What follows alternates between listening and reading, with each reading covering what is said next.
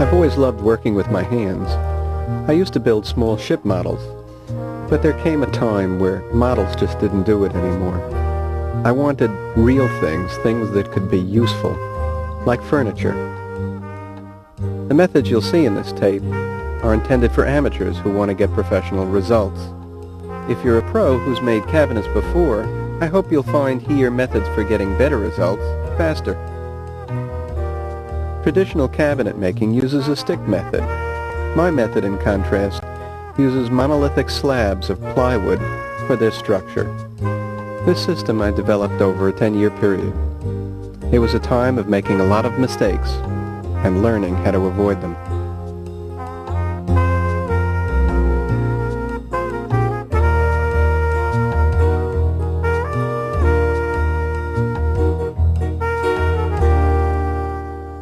Hi, I'm Paul Levine. I'm a cabinet maker, and I make cabinets here in the basement of my home. I use a modified version of the European system, and I think you're going to love it. One of the things that's good about this system is that you're not going to need any complicated machinery to do it. You'll just need ordinary machines that you'll find in the average basement of a woodworker. The second thing is that the cabinet work is very simple. You can see here from this example of one of my kitchen cabinets that it's uncomplicated work. The third thing is, well, I don't know about you, but I make an awful lot of mistakes, and I need something to help me get through my day. My system of work helps me because if I make a mistake in one step, the next step will correct it. Let me show you some of the things about my cabinet. On top we have a section of counter. This is separate from the rest of the cabinet, and we won't be making this in this tape. The drawer is mounted on an Accuride full extension slide, which brings it all the way out of the case. The bottom of the drawer is hardwood plywood. The side of the drawer is made out of red oak hardwood, and I use machine dovetails to join it together. The next thing are the doors, and you can see there is no hardware visible on these doors. The hardware permits the door to open almost flat back to the case and is completely concealed. And you'll notice that I've laminated both the shelf and the bottom. This will protect them, and no one will have to come back with shelf paper. I've also added this attractive hardwood edging. And the last thing is there's no face frame to obstruct access to the case. To understand what the frameless or European system is, let's contrast it with this more traditional method of construction over here. In this cabinet, the face frame is right in the middle of our opening, hindering access to the cabinet. These hinges are not easily adjustable, and they're visible when the doors are closed. And this piece of hardware, the catch, won't be necessary with the hinges I use. The drawer is not on full extension slides. These are 3/4 extension slides, and the drawer itself is not made from nice rounded over hardwood, but melamine coated overlay particle board. And you can see that these plastic edges don't stand up like hardwood.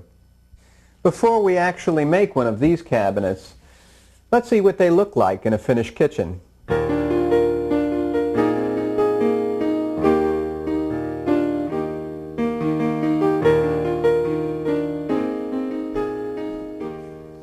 Here I am in a finished kitchen, where I can give you a better idea of what we're trying to achieve. Susie's kitchen is typical of kitchens in many respects, and in others it shows the unique character and personality of its owners. Come, let's take a look around.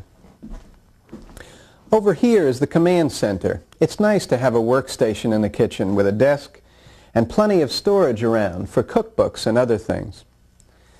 Over here we have the main entrance to the kitchen from the front door of the house, and behind me is a convenient side door. It's especially convenient because when I come in with packages, I have a place to put them down. Here's our main wall storage, our refrigerator, and over here we have the range center. This contains a unique feature of the kitchen, this slab of granite, a nice surface to put hot pots down on. Behind me we have a window wall which lets the outdoors in. In front of me is a peninsula around which there are base cabinets giving me plenty of storage. I have more wall storage over here and some appliance garages. In the kitchen, the case is our major building block. No matter where it's situated or what it looks like or how it functions, they're all built the same. Over here, we have a wall cabinet. It has two doors and it hangs down a little bit past its neighbor. The differences for this cabinet would be that I'll finish this end over here. I'll laminate it before I add my face edging. Another difference that I frequently employ in upper cabinets is that I make the bottom of the doors lower than the bottom shelf. This gives me the opportunity to add under cabinet lighting here, which is very nice. I don't always make the wall cabinets in this fashion. This case over here, for example, the bottom shelf and the bottom of the door leave me that same space again, but I have no need of a side on the cabinet here. This case happens to be made precisely the same way I make my base cases. Of course, the base cases are much deeper than that, but they don't have the sides hanging down as my first case did. Instead, they rest on this base rail system. And in my system, it serves two functions. The first is it supports the base cases off the floor, and the second is it isolates them from the conditions that exist at the floor.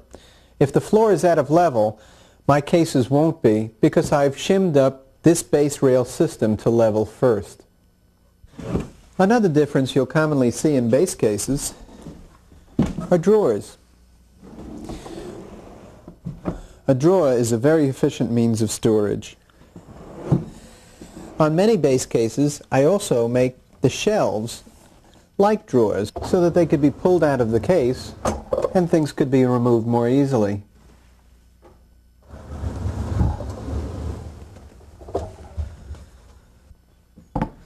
Of course, we can take the same case and fill it completely with drawers. Notice here the hand-painted detail on the top drawer knob. And over here we have another condition. What looks like a door below a drawer wouldn't make any sense next to a desk, so we've made this into a file drawer.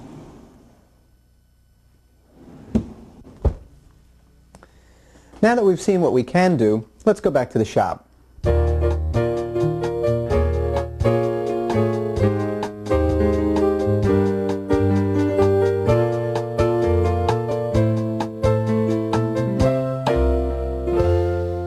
Here before me you can see some of the things we'll need to build this 26-inch case.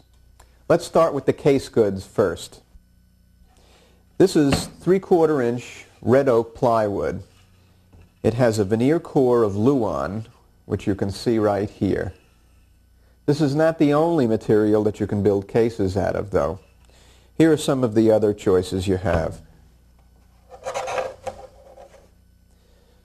Here's your veneer core again, and this is Luan. Here's a veneer core, and this is fir. This is the one you're more likely to see, and it is less desirable. The thickness is not consistent as it will be in Luan, and Luan will be much easier to work. You can also get lumber core plywood, and this is of the finest grade, but really not necessary for casework. At the other extreme you have particle board, which is the cheapest you can buy. I don't like particle board because it's very heavy and it's laced with formaldehyde glues, which are not good to inhale and they're not good for your skin. The next item we're going to need is thin plywood for drawer bottoms and case backs. This is 1/4 inch plywood, and it also has a Luan core and a red oak face. The next material we'll need is plastic laminate. I prefer this Wilson Art, and this is the horizontal grade or standard grade material, and this is the one that I use almost exclusively. For bending applications, this vertical grade is about half the thickness, or about 1/32 of an inch, and as you can see, it can take bends much better. For standard use, though, for drawer faces and countertop, it's too thin and won't stand up to use. Our next material is edging.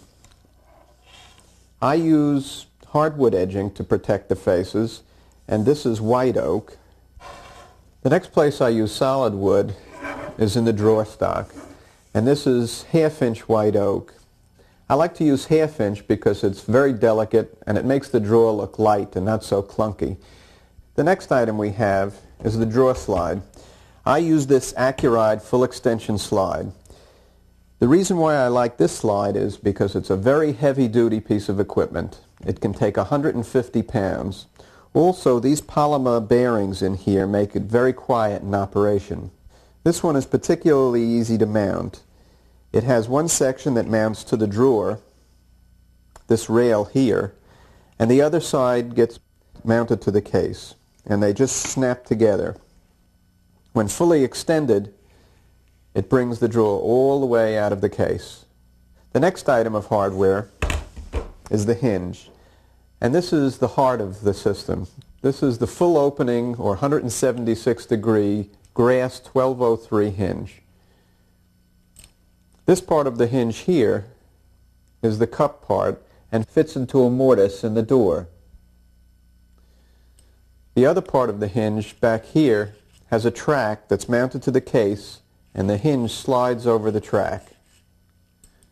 All the adjustments are done here on these 3 screws. The way this looks in the case is just like this. Although this hardware is a little clunky, when the case is closed, it's completely concealed.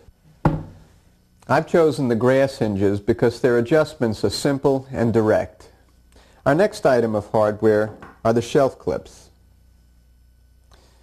This is a Blum shelf clip that has a steel pin, and they come in a variety of colors. The next item we have are bumpers, and these are used to cushion the closing of doors and drawers. The last item we have are the pulls, and here you have many options. This one is a soft rubber pull from Japan, available from Forms and Surfaces. Here's a plastic pull. This one is acrylic. If you use this kind of pull, make sure that they have these little inserts in the back for the screw.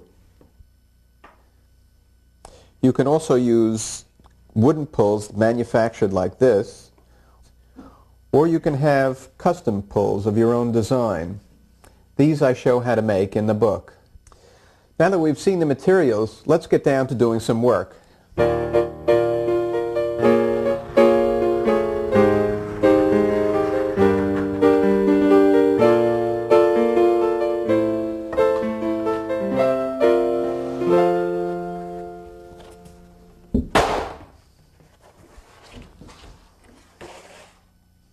The first thing we do in building a case is laminate the plastic to the plywood. And to do that, we have to cut it up.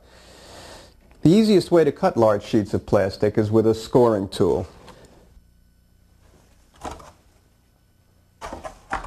It's a very inexpensive tool that you can find at your local hardware store that has just this one sharp tooth.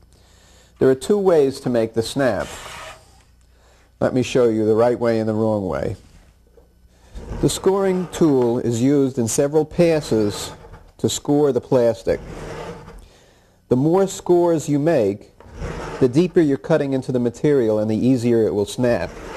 You could even cut all the way through the plastic with the scoring tool. I'm going to need 2 scores to show you the right way and the wrong way to snap.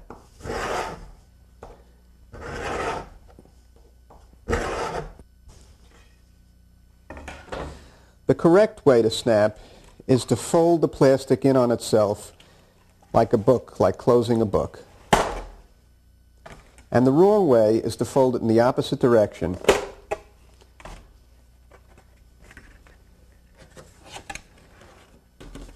You can see the difference between this raggedy edge and this relatively smooth edge in the correct break. I've cut my plastic about a ½ inch larger all around than my plywood, so that I can cut them down together to final size. The next step is spreading the glue. This is a 5-gallon pail of contact cement. You're going to save yourself an awful lot of money if you use it in this size. It's about half the money of buying it 1 gallon at a time. Order it from the same person you buy your plastic from. I spread the cement with an ordinary paint roller. Usually I use a larger size like a 7 or 9 inch because I'm doing full sheets. You'll also do yourself a great favor if you cover your equipment with a plastic drop cloth or paper. In this first coat, go for 100% coverage.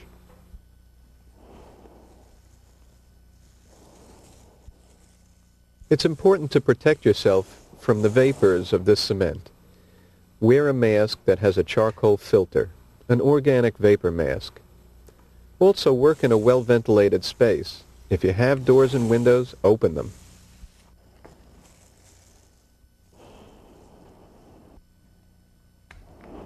After the first coat is dry, I always apply a second coat. This will make for a strong bond.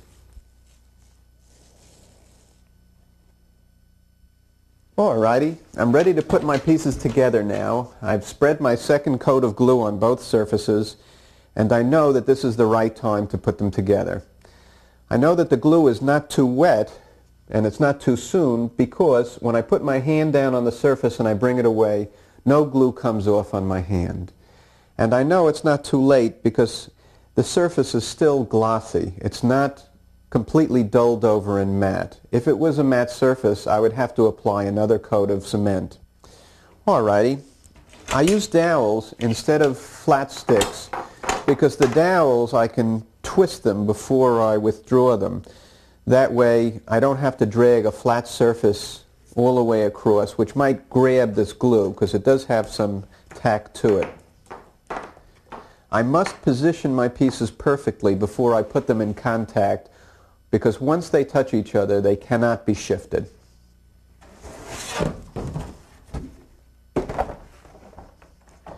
What I'm trying to do here is to leave 2 small edges of plywood exposed so that I have reference surfaces for my saw. I press it home in one spot, and that will register it and stop any further movement.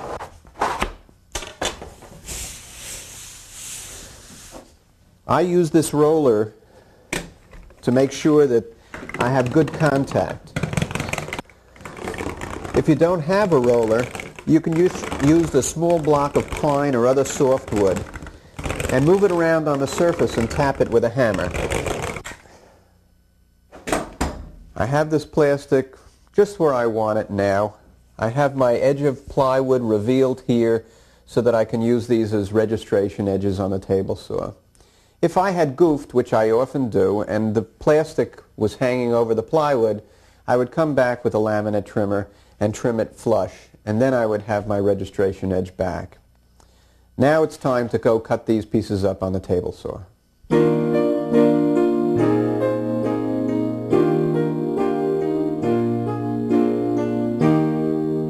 The sizes we cut our pieces to will depend on the joint we're using. The joint I use is a tongue and groove joint.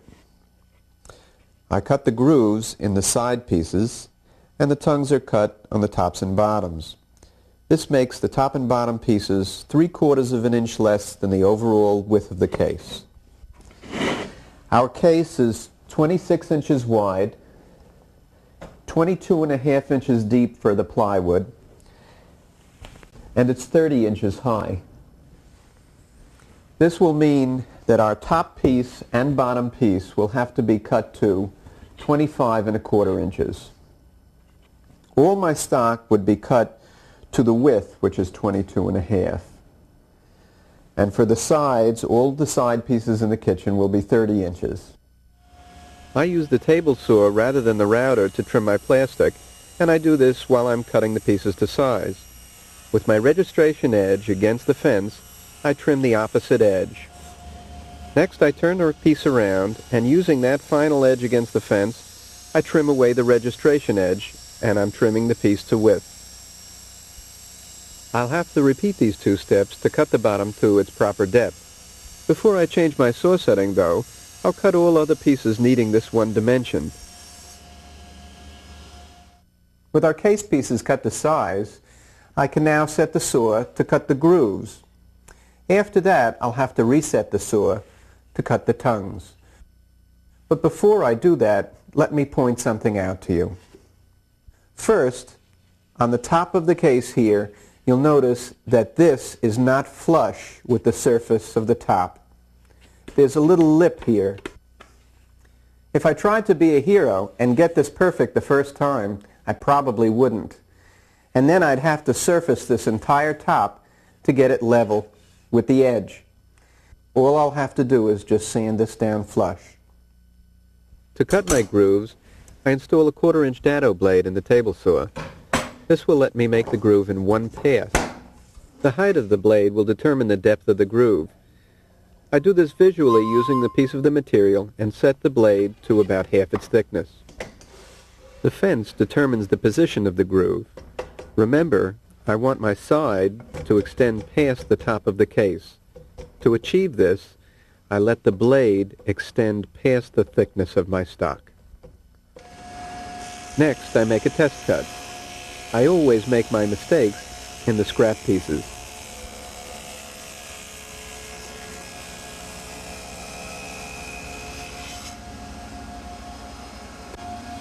Once my saw is set, I can groove my case stock. I put the good face down on the table, and this will be the inside of the case.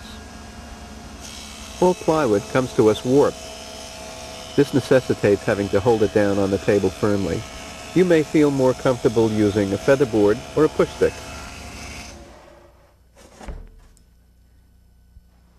Since the bottom of my case is laminated and thicker than the top, I'll have to position the groove further away from the edge.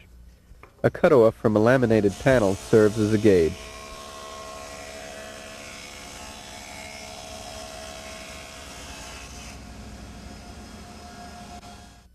With our grooves cut, we can now cut our tongues. You'll notice there's a small gap here where the tongue goes into the groove. This will let glue run out when I'm assembling the case. I've added cutters to my dado blade for this cut, and I'm going to have to lower the blade in order to generate that gap between the tongue and the groove.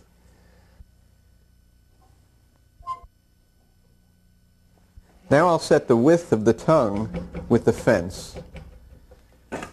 And you can see by using this piece from the model just how this cut is going to be made. The fence is set to make the tongue too fat on the first pass. I'll use subsequent passes to pare it down to just the right size. And of course, I'm using scrap stock here.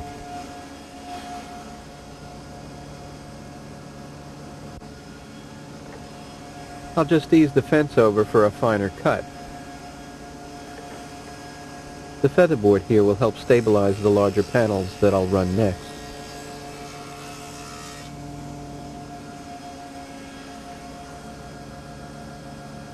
I keep adjusting the cut until I get a fit just like this. Unlike for the grooves, I need only one saw setting to cut all 4 tongues. Again, I'm holding my good side to the fence.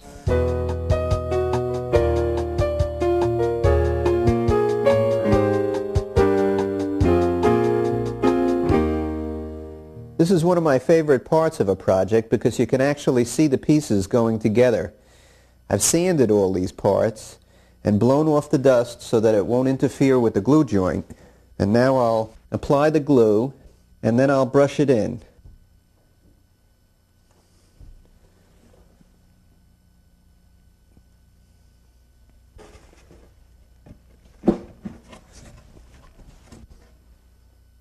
This is one part of the sequence where time is a critical factor. You should take the phone off the hook before you start assembling. You have to get these pieces together before the glue skins over. And you have to get the back of the case on before the glue sets up.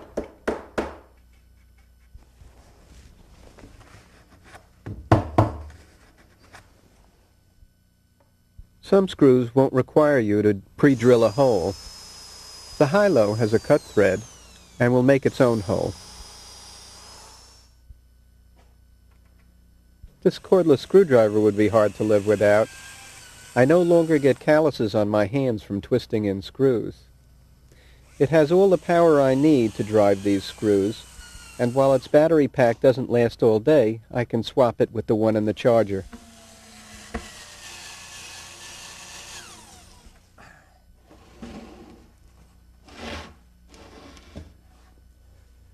The case must be turned over gingerly so that you don't snap these joints. And now on this side, I'm going to show you the pneumatic staple gun. This is the method I use now, and it's much, much faster.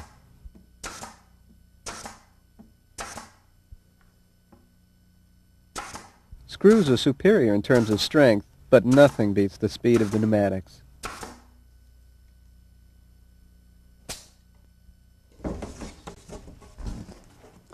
Before my glue dries, I want to put the back on to square the case up.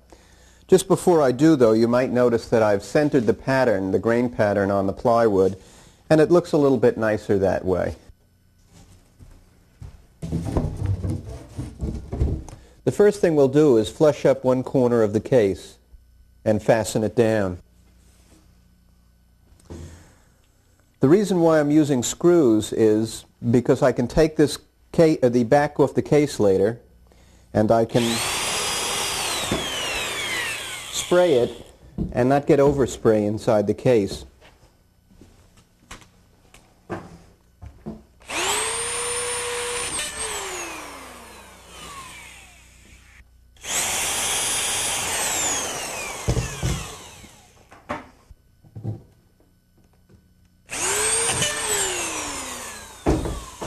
Fastening this last corner down will pull the case into square and keep it there.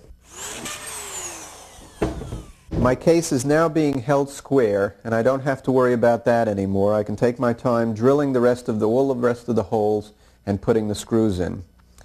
You can take a look at this first, though, and that is that I've cut my back a little bit shy of the full width of the case and the full height of the case. I know that I can't be perfect, and if I cut the edge a little shy like this, I don't have the problem of an edge that has to be trimmed back because it's too big. Now I can finish fastening the case.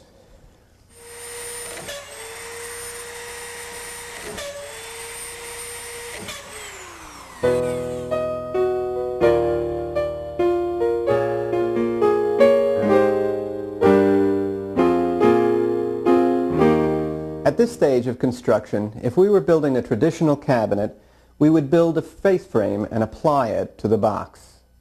We would have to build an entire structure and join it and apply it. Instead of doing that, I edge my cabinet. That covers the edges of the plywood and protects them, and also covers the joints. You can see here in this finished cabinet that without the face frame, you have access to the entire box, and there is nothing to obstruct the contents. The edging will be put on with glue and either brads or a pinner, a pneumatic pinner. And as you can see, it's wider than the case is. It will be trimmed back later with a router. At the corners, you can miter the edging like this, or you can use simple butt joints.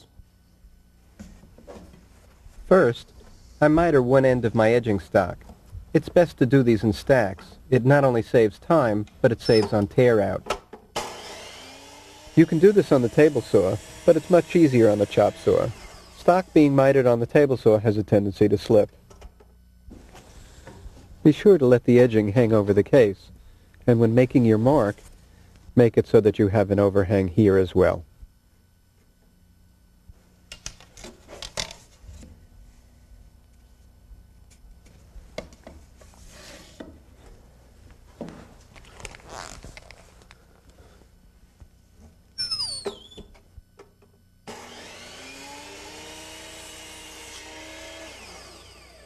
Just like with the tongues, I don't try to get it right the first time. I make my cut fat and then keep cutting it back.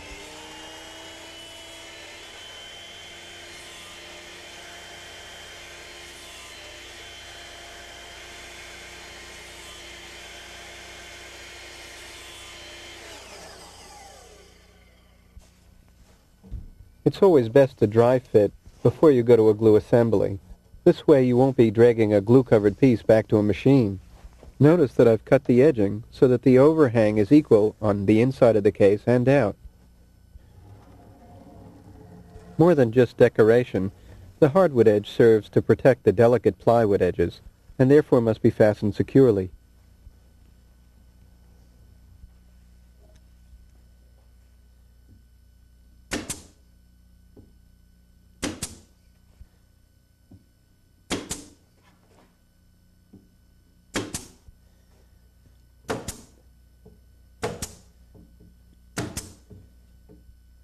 My glue line is dry now on my edging. I've let it dry overnight, but a couple of hours will suffice. The next step is to trim it back flush with the case, and I do that with a flush trimmer and a router. And when I'm finished, I have this condition over here.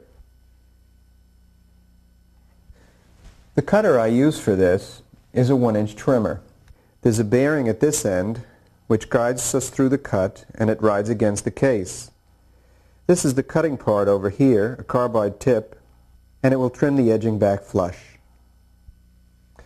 No matter where we have edging, whether it's on a door, a case, a drawer front, or even a countertop, this is the bit that'll do the job.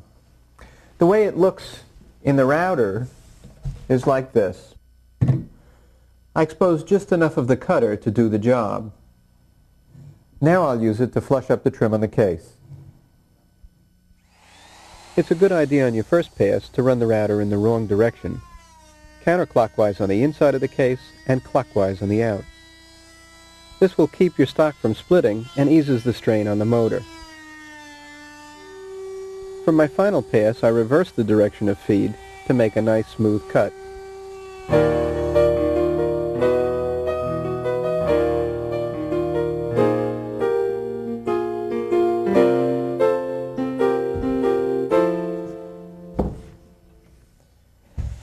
After I trimmed the edges flush, I belt sanded the outside of the case to get any of these edges flush, and then I took a chisel and squared off the corner that was left round by the router.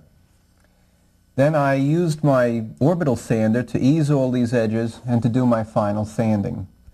Oh, by the way, we've taken out the back of the case so that you could see what's going on inside while I'm working. I've also added these brackets to protect the case from racking.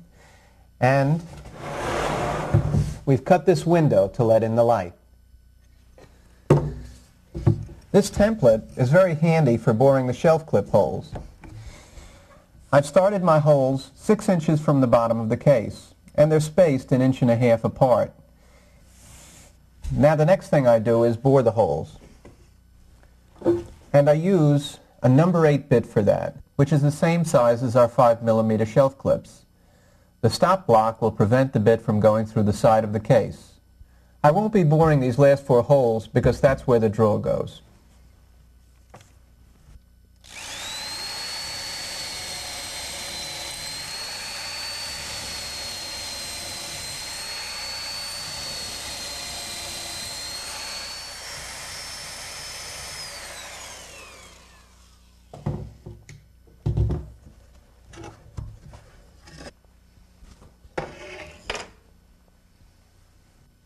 Our shelf clips fit snugly in these holes.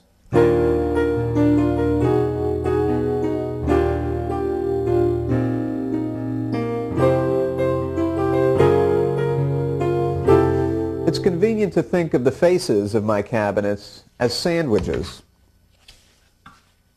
It's 2 layers of plastic on either side of plywood.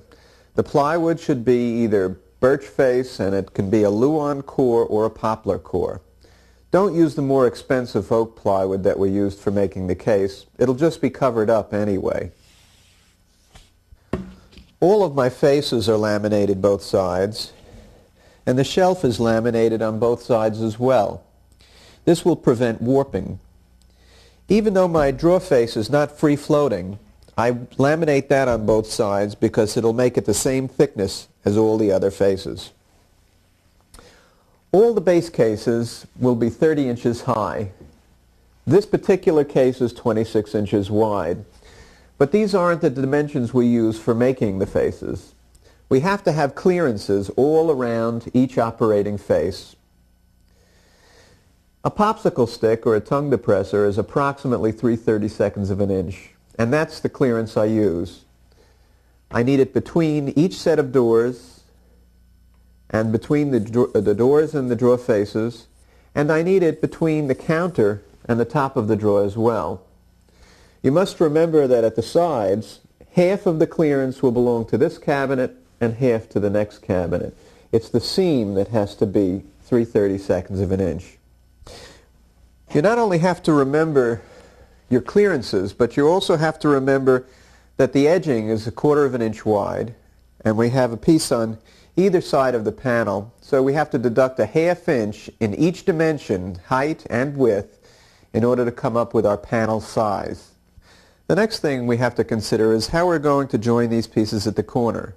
In this case, I've used a butt joint, and I have my end grain showing along the top. I could have made it along the side. It's just a matter of personal preference. The main thing to remember is to do it consistently, to have the end grain showing in the same place on every one of your faces. Another alternative for this joint is a miter, and I've done that in the sample we have here. You can see the miter joint on your right and the butt joint on your left. Let me show you how I make the butt joint. The first step is to cut your stock to height. On the table saw, in order to make a clean cut in a double plastic face sandwich, you must have a very fine cutting blade. This is an 80-tooth triple chip. It's important to get a good glue line here. Your work is going to be judged by how well these edges are glued on. The edges must be backed up by a strip of plywood in order to get them tight down. These two edges must be trimmed back so that the stock will lay flat on the table saw. I do this the same way I did it on the case, in 2 passes.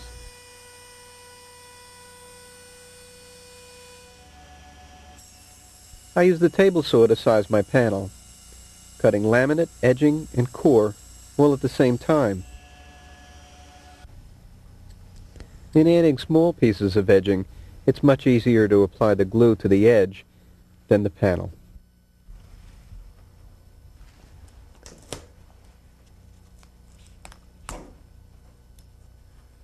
Notice the overhang on all 4 sides. A couple of 3/8 inch blocks on the face will position the jaws for even pressure.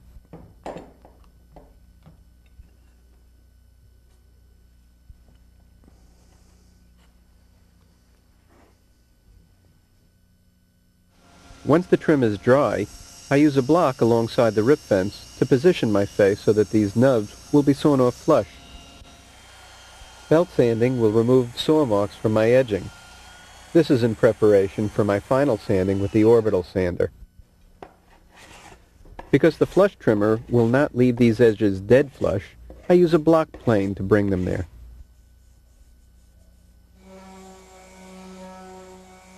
I use the orbital sander to do my final sanding with 100 grit paper. I also use it to round the back edges. A nice detail for the front edges is a chamfer.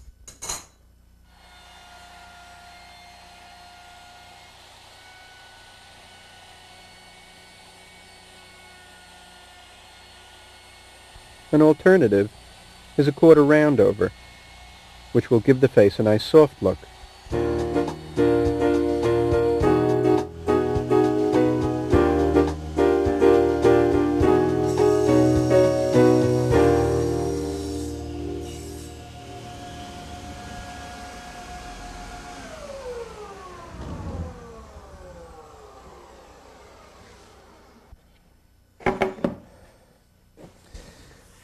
With my drawer pieces cut, let me point out how I arrived at my measurements.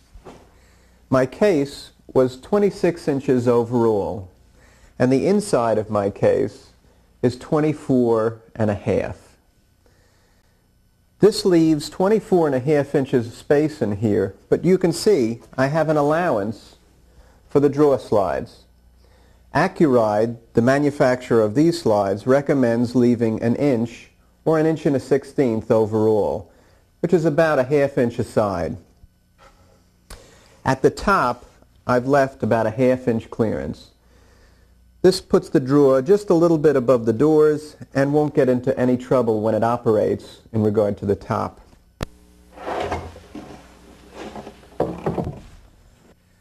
As you can see, I have some clearance here at the back of the case. This is helpful if there's an electrical line or a plumbing line that has to be run through the back. My drawer is the same thing as a small case. The main difference is that the case will be locked up in a rigid system, whereas the drawer will be floating free, and the joint for the drawer has to be much stronger for this. This one is a machine dovetail. The strength of the machine dovetail comes from its precise fit. We get this fit using a jig, and the jig makes a joint comprised of these two parts, the tails and the pins. It fits together like this. After we've made the joint, we put a groove in the bottom by 2 passes over the table saw using the regular blade. Remember here at the front and back of the drawer that you want to let this front and back piece hang a little bit long. This will make it possible to come back with a sander and flush it up just perfectly. Our first step is to put the side in the jig. The purpose of this is merely as a stop for the front of the drawer. Next we put in the front. And the front will be stopped by the side and go up against its own stop in the jig. Next we reposition the side so that it is up against the top of the jig and against its own stop. Of course this joint is already cut, but if it wasn't, we'd be ready to start cutting. These are our test pieces that we'll use to test the setting on our cutter. The pieces fit into the jig in a very particular fashion. The fronts and the backs go in the top of the jig, and the sides will go into the face. The inside of the drawer will face out, and the bottoms of the drawer will face to the outside of the jig. Each piece is marked with an X where the groove for the drawer bottom will be cut. And each drawer has its own designation. In this case, drawer A. Here's the side of the drawer. Remember, face out. Now the back of the drawer. Again, face out, with the bottom of the drawer to the outside of the jig. Check once or twice to make sure that all the pieces are even.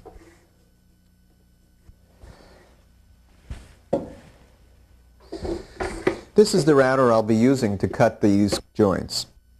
The jig in this bushing will guide this carbide dovetail cutter through the cut. Starting the router away from the wood, I make the first pass from right to left.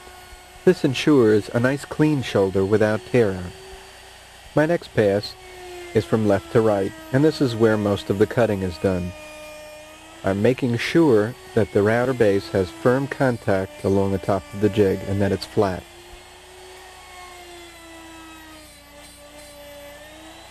Don't force, let the cutter cut. Then I come back for a final pass to make sure I have a clean cut.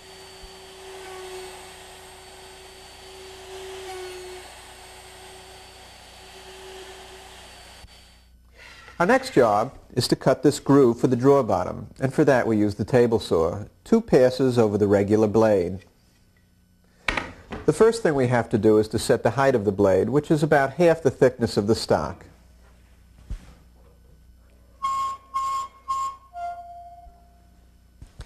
The next thing we'll do is we'll adjust the fence so that my groove will fall out in this first space over here. In my first pass, I run all my stock through, including a test piece. This piece was also used to test the corner joint. In my second pass, I'm looking to approach the final cut, but not get there.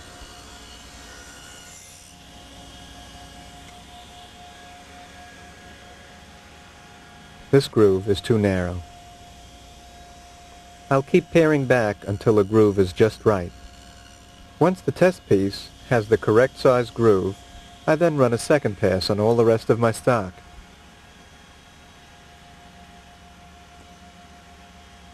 And there's my final fit. I always dry fit at least one drawer so that I can check to see that everything's all right, and then I can take my measurements for the bottom.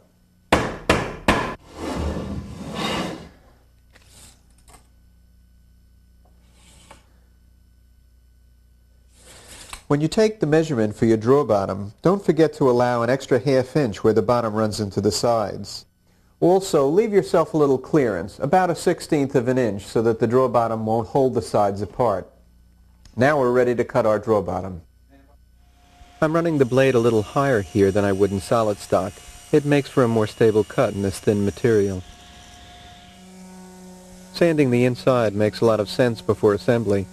It makes it a lot easier. I'm starting out here with 100 grit paper in my orbital sander. The dust must be removed for a good glue joint.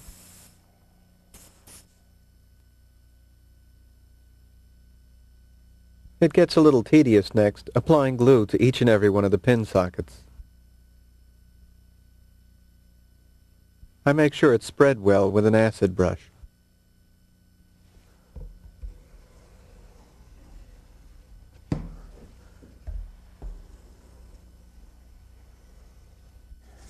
It helps to have all your pieces in order here.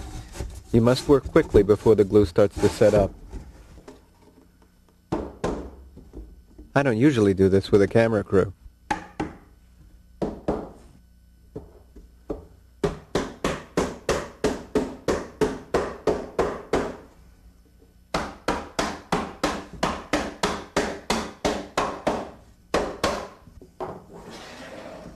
Make sure the drawer is square before the glue dries. It won't fit the cabinet otherwise.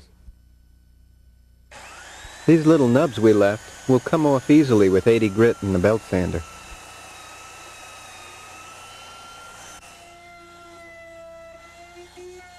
I round over the square edges next.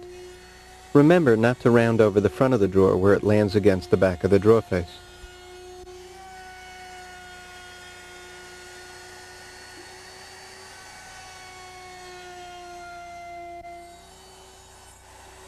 On the bottom, I just round the outside edge.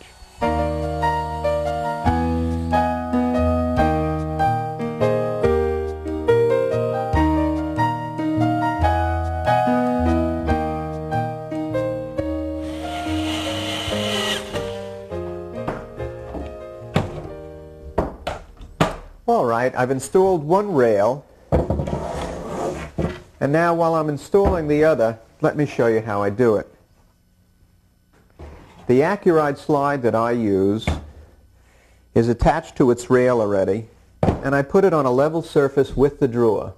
The next thing I do is to move it up flush with the front of the drawer, and that's the position of the slide. It's as simple as that. I now bore a pilot hole for a screw, and I can fasten them together.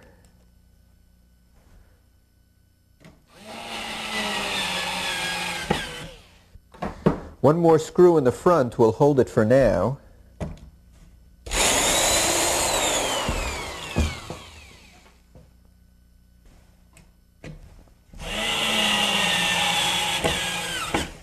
Later I'll come back when I'm sure that everything is right and put some more screws in here for safety.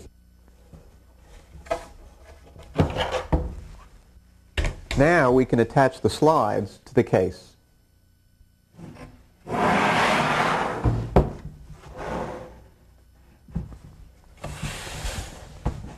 Turning a case on its side may seem like a simple thing to do, but it's something that took me many years to learn. I used to mount the slides in the case when the case was upright, and the slides, very heavy, would always want to fall down, and I'd have to hold them with one hand and be screwing with the other hand, and it was a very difficult thing.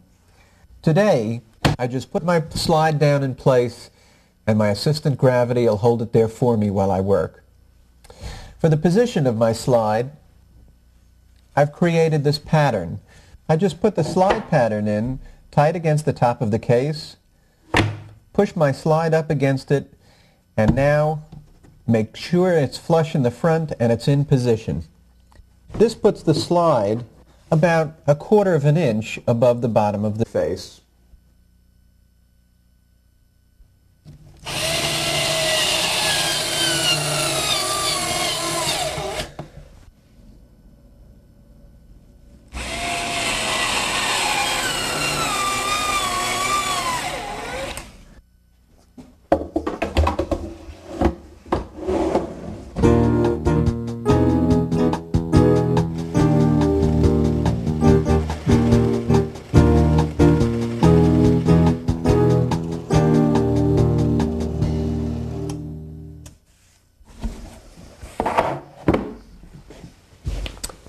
Okay, our next job is to take the hinges and mount them to the doors, and this is the base plate that fits in the case.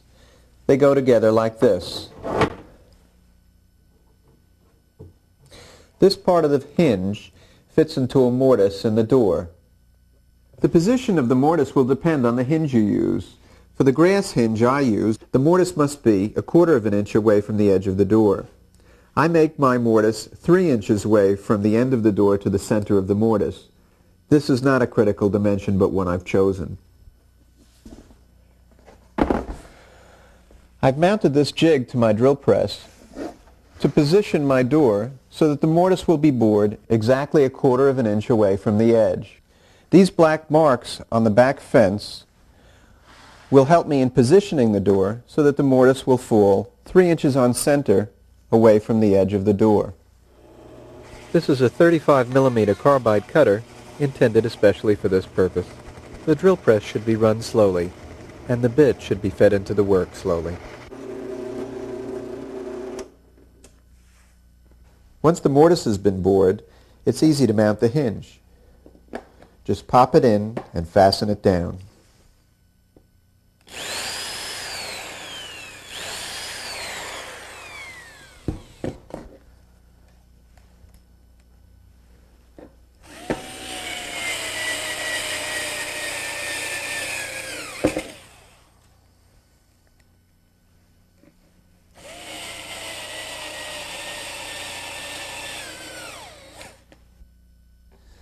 Okay, I've mounted the hinges, and the last step in mounting the door is to add the base plates.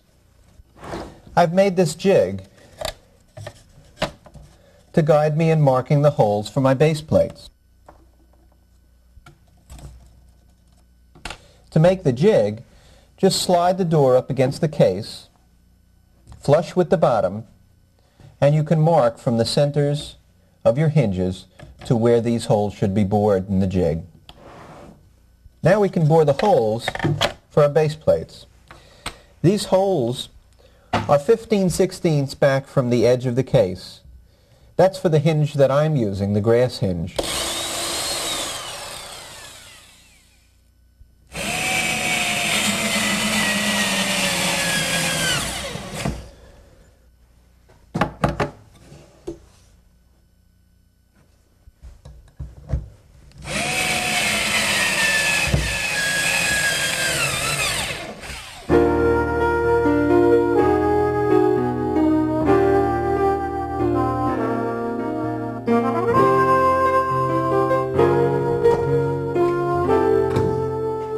This is the exciting part, the part where it really starts to look like a case.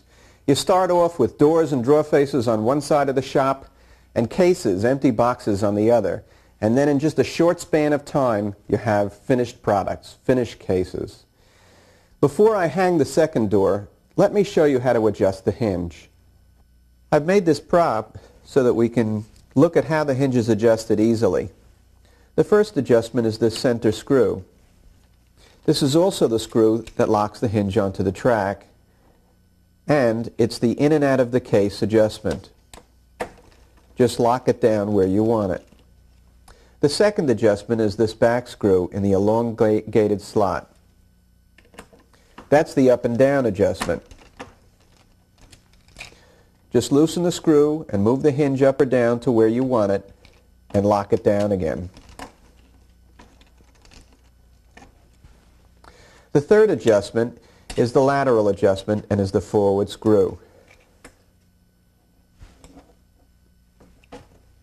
You'll have to watch this one carefully because it's a very small adjustment. And all the way back. Now I'll mount the second door, slide it on its tracks, and lock it down with that middle screw.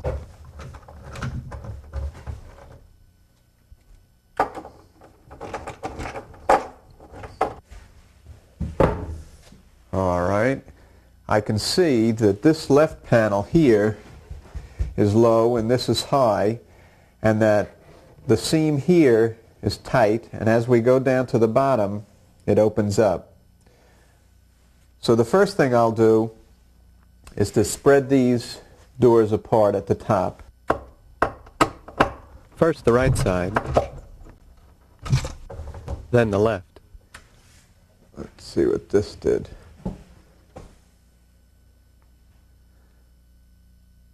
Okay, now we can try to bring this left door up even with the right door.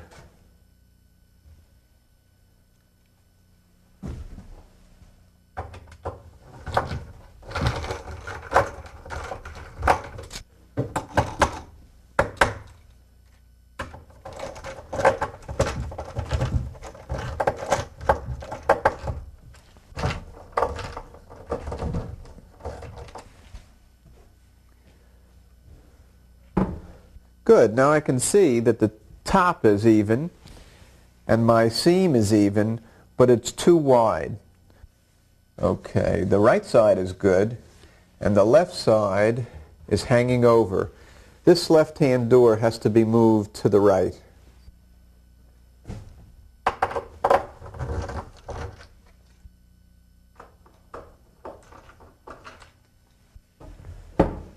There, that's terrific. Now we can mount our drawer face. To mount the face, I pre-bore the drawer front. The spacers, remember, will ensure the proper clearance.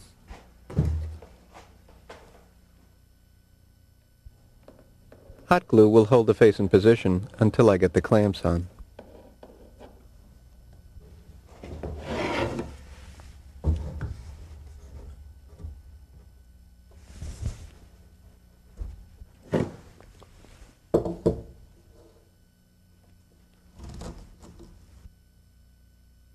With the clamps on, I can pierce the plastic and drive the screws home.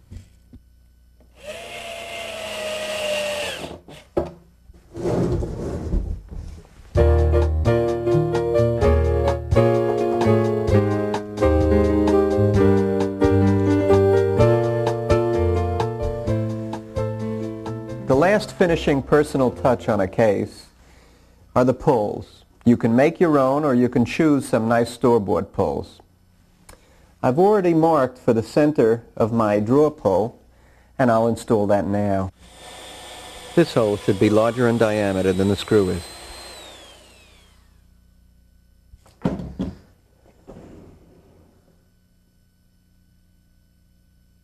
Before I mount the pull, I counterbore the inside of the drawer, and then I drill a pilot hole in the pull.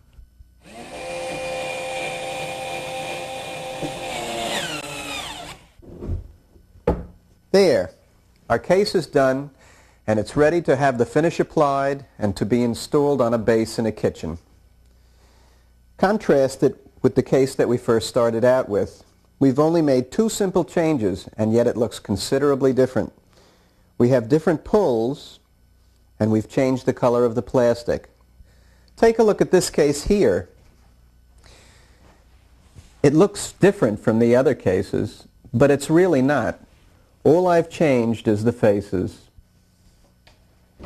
You'll recognize this. It's the same edging as we applied on the other case.